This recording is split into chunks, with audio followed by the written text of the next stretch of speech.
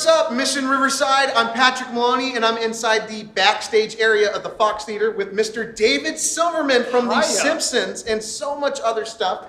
I gotta ask you a quick question.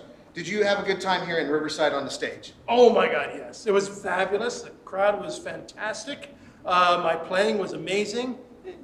But it was a really great time. The theater is strikingly beautiful. Have you guys seen it? It's awesome.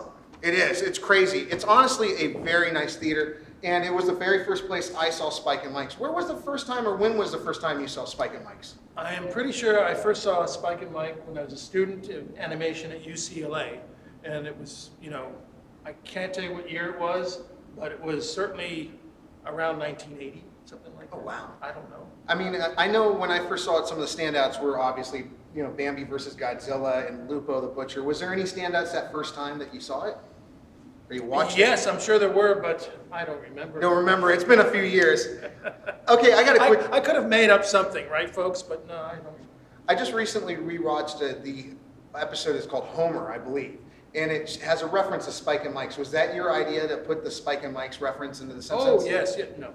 No, okay. Oh. Yes.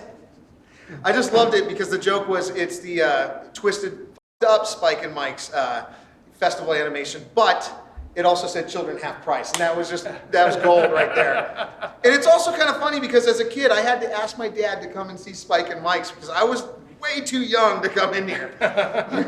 Seen things like Frog Baseball or oh my God, Rejected. Oh, when I saw that blew my mind.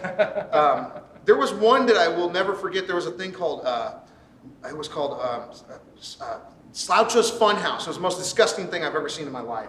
And I hope that you don't remember it because it was really wrong. No, I think I may have missed that one. My personal favorite probably is still Lupo the Butcher. Yeah. Danny did a great job, and he's still a great friend. And he's working on something now, I think. Now, I got a quick question. I know either you or Matt who's doing this, but somebody is featuring a lot of the artists from Spike and Mike's as the couch gags for The Simpsons. Whose idea was that originally? Originally, it was Al Jean. Originally, it started because when Al Jean saw Exit Through the Gift Shop, about Banksy, he decided it would be great to get Banksy to do a couch gag. And he figured the best way to do that was get in touch with the producers of the film, which they did, and they actually reached him, via email. We've never met him. Yeah, because nobody knows who he is. Yeah, exactly. But are you him? Maybe. Okay, then. Anyhow, and that's how the whole thing started. And Bill Plimpton's now done, I think, 5 of them. Oh God, yeah, the Bill Plimpton's ones are insane. They're great. Actually, we have, can I say, we have one coming up? Oh yeah. Well, I guess I Bill can say Plimpton that. Why not? Okay, yeah. I'm fired. I don't think they're going to fire you. You've been with them, it's been what, 33 plus years, plus the Tracy Ullman years. Well, that makes it 35. Yes. 35.